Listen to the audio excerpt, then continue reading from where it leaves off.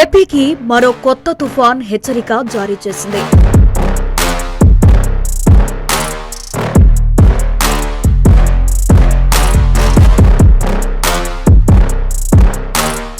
తూర్పు బంగాళాఖాతంలో ఏర్పడిన తుఫాన్కు మొంతా అని పేరు పెట్టారు.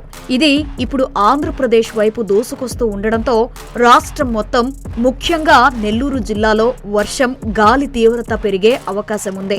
మొంతా తుఫాన్ అనే పేరుకు అర్థం ఏమిటంటే, మొంతా అనే పేరు థాయిలాండ్ దేశం ప్రతిపాదించింది.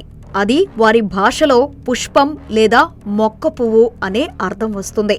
తుఫాన్ల పేర్లు ఈస్ట్ ఏషియా మరియు సౌత్ ఆసియా దేశాలు కలిసి ముందుగానే ఒక లిస్టులో ఇస్తాయి. ఆ లిస్టులో నుంచే ఈసారి మొంతా పేరు ఎంపికైంది. వాతావరణ శాఖ ప్రకారం మొంతా తుఫాన్ ప్రస్తుతం బంగాళాఖాతంలో మధ్య భాగంలో బలపడుతోంది. రాబోయే 48 గంటల్లో ఇది మరింత తీవ్రతతో సివియర్ సైక్లోనిక్ స్టోమ్ గా మారే అవకాశం ఉంది. ఈ తుఫాన్ అక్టోబర్ 28న సాయంత్రం లేదా రాత్రి సమయంలో ఆంధ్రప్రదేశ్ తీరం, ముఖ్యంగా మచిలీపట్నం నుండి కరియంపట్నం మధ్య ప్రాంతం వద్ద ల్యాండ్ ఫాల్ అయ్యే అవకాశం ఉందని ఐఎండీ తెలిపింది.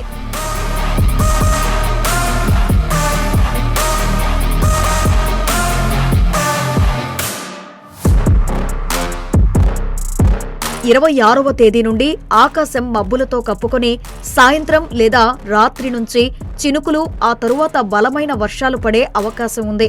27వ తేదీ నాటికి వర్షాల తీవ్రత గణనీయంగా పెరగవచ్చు.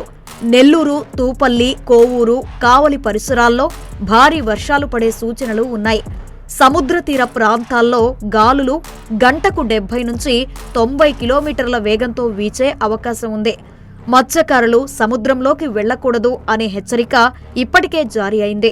తూర్పు తీర ప్రాంతాలైన నెల్లూరు, ప్రకాశం, గుంటూరు, బాపట్ల, కృష్ణా జిల్లాల్లో భారీ నుండి అతి భారీ వర్షాలు కురిసే అవకాశం ఉంది.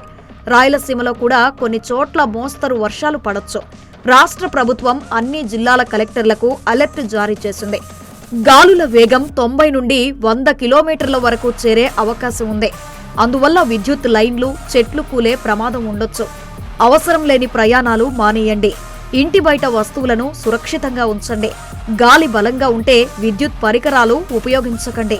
ప్రభుత్వ సూచనలు, వాతావరణ శాఖ హెచ్చరికలను పాటించండి. ఇది తాజా వాతావరణ అప్డేట్. మరిన్ని ఇలాంటి లైవ్ అప్డేట్స్ కోసం మా ఛానల్ ని సబ్స్క్రైబ్ చేసి బెల్ ఐకాన్ నొక్కండి.